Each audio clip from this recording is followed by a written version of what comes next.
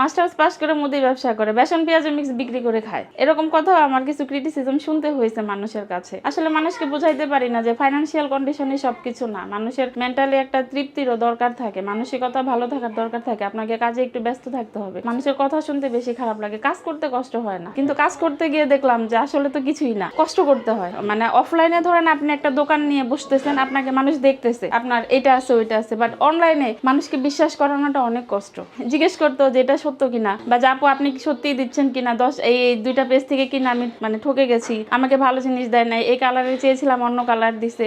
তো আমি জবই করতাম। তো আমার বিবাহিত জীবনের 11 বছরে আমার 8 বছর কোনো বেবি হচ্ছিল না। তো আমি চিকিৎসার জন্য 6 বছর চাকরি করে ছেড়ে দিছিলাম, কারণ প্রাইভেট জবের সাথে আমার চিকিৎসাটা মানে হচ্ছিল না। এসব কারণে আমি জবটা ছেড়ে দিয়ে ইনশাল্লাহ একটা ছেলের মা হয়েছি। 2022 সালে আমার হাজব্যান্ড হঠাৎ করে এক্সপায়ার করেন, তখন আমার ছেলের বয়স 2 বছর 4 মাস। ফাইনান্সিয়াল মানে কন্ডিশন আমার কখনোই খুব বেশি খারাপ ছিল না, অ্যাজ ইউজুয়াল আমরা মধ্যবিত্ত ফ্যামিলি সেরকম ভাবে চলতেছিলাম। বাট ওই যে বলে না, বসে খেলে তো রাজার গোলাও শেষ হয়ে যায়। তো আমার যেহেতু ছেলে আছে, তাকে আমার চালাইতে হবে, তার পড়াশোনা আছে, আমার একটা ভবিষ্যৎ আছে। তো সেসব কথা চিন্তা করে আবার আমি জবে ঢুকেছিলাম। আমার ছেলের বয়স তখন কম ছিল, 2 বছর 4 মাস। তারপরে চিন্তা করলাম আমার ছেলেকেও সময় দিতে হবে, প্লাস আমাকে কিছু আর্নিংও করতে হবে। তো কিভাবে করা যায়? পেজ খুললে বিজনেস হয়, তুমি করতে পারো। অনলাইনে করলে তো অনেক, দেখো সবাই গাড়ি বাড়ি হচ্ছে। খাবারটা আর মেনলি হচ্ছে আমার বোন জামাই মানিকগঞ্জের, আমাদের ওখানে ঘিটা ভালো হয়। টি স্টলের কিছু ঘি আছে, শহরের ঘি, আর হলো মধুটা খুব ভালো হয়। তো ওর কিছু কলিগ ওনার কাছে চাইতো, ভাই আপনাদের এখানে ভালো হয়ে এনে দেন না। তখনও আমাকে বললো, আপা আপনি যেহেতু কাজ শুরু করছেন, খাবার নিয়ে দেখেন তো একটু কাজ করা যায় কিনা, মানুষের তো হোমমেড খাবারের একটু চাহিদা থাকে। তো সেই কথা চিন্তা করে আমি ইওর সাপ্লাই পেজটা খুললাম। আমি আমার মানিকগঞ্জের ঘি,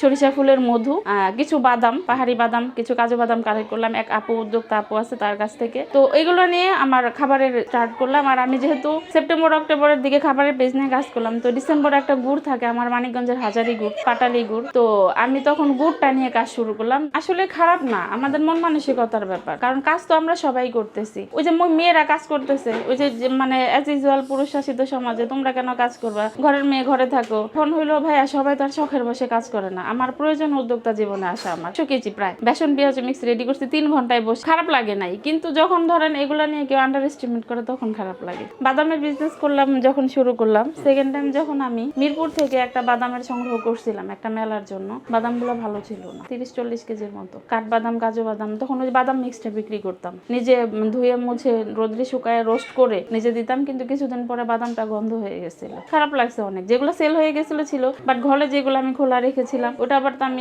মধু দিয়ে মিশাইতে যাই, পরে দেখলাম যে বাদামগুলো গন্ধ হয়ে গেছে। এই আইডি থেকে আমাকে নক দিছিল ফেসবুকে, তখন আবার আরেকজনের গয়নার কিছু অ্যাড আসছিল আমার সামনে। তো তার সাথে নক দিলাম যে আপু আমি এরকম এরকম চাচ্ছি, বললো আপনি পাইকারি রেটে নিতে পারবেন, এরকম এরকম দাম। পাইকারিতে ধরেন যেটা পড়বে আপনার 1500, আপনি আপনাকে 1100 করে দিতে পারবে, এগুলো আমার হোমের। তো ঠিক আছে, আমি আবার যে আমার কাছে গয়না চাচ্ছিল তাকে আমি দেখাইলাম যে দেখেন কোনটা কোনটা পছন্দ হয়। তো সে পছন্দ করে 5টা সিলেক্ট করলো। তো 5টা অর্নামেন্টস ছিল গলার কানের, তো দাম আসছে 5000 টাকা। তো একটা একটু ছেঁড়া বের হলো, আমাকে কুরিয়ারে পাঠিয়ে দিল, বাসায় নিয়ে আসলাম। একটা ছেঁড়া বের হলো, যার কাছ থেকে নিলাম তাকে কল দিলাম, উনি আবার ফেরত দিয়ে আরেকটা নিয়ে গেলে। সে একটা বোরখা পরা মেয়ে আসছিল, সে ফেরত দিয়ে নিয়ে গেছে। এমন ভাবে তারা কাজগুলা করছে। পরবর্তীতে যখন আমি কুরিয়ারটা পাঠাইছি, কুরিয়ার আর রিসিভ করে না। পরে আমাকে মেসেজ দিল, বড় একটা মেসেজ দিল, আমার ছেলে অসুস্থ হয়ে গেছে, হ্যান ত্যান, আপু আমি কুরিয়ারটা রিসিভ করতে পারবো না। প্রথম দিকে 5000 টাকা ধরা খাওয়া কিন্তু ভাইয়া অনেক ব্যাপার, কারণ আমার মূলধন কিন্তু আমি খুব বেশি শুরু করিনি। আমি কসমেটিক্সের বিজনেস 8000 টাকা দিয়ে আমি বিজনেস শুরু করছি। 8000 টাকা দিয়ে বিজনেস শুরু করার পরে তারপরে যদি ধরেন 5000 টাকা আর ইনভেস্ট করার পরে যদি এটা পুরাটাই বসে যায়, আমি কিন্তু এই অর্নামেন্টস গুলো আর সেল করতে পারিনি। অনেক জায়গায় দেখাইছি, বাট ওরা আমাকে যে জিনিসটা দেখাইছে ওটা কিন্তু আমাকে দেয় না, ওরা দেশি নকলটা দিছে।